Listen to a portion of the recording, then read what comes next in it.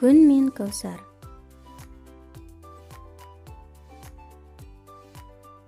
Шуақты күн күнде таңертең ерте тұрып, бұлттардың арасынан шығып, Кәусар қызға көз тігеді.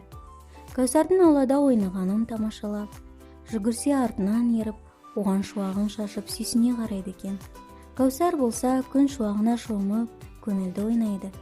Бірақ бірде Кәусар, күн менің бетіме түсе береді, тіпті шуағынан көзімді аша алмай да қаламын. Ыстығынан терлеп те кеттім.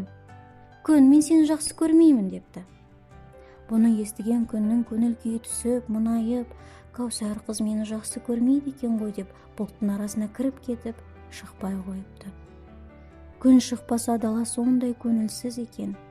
Аула күңгірт тартып, гүлдер де, құстар да, көбелектер де тұнжырап, күнді сағыныпты. Қара бұлт төніп айнала суып кетіпті. Кәусар ауласына көз тастап, күнсіз, бәрі реңсіз, суық, қараңғы екенін түсініпті.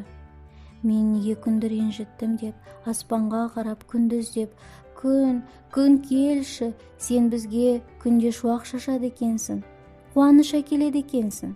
Сені сағындым, күн, сені мен жақсы көремін депті. Күн қанша ренжігенімен бұлттың арасынан Кәусарға сығалап қарапты. Кәусар тағы да, күн шыға қойшы, сенсіз айнала қараңғы, гүлдер мен құстар да жабырқау депті. Күн қараса, шынымен айнала реңсіз екен. Сол кезде күн ақырында бұлт арасынан шыға бастапты. Сөйтіп айнала қайтадан жарқырап, шуақтанып кетті.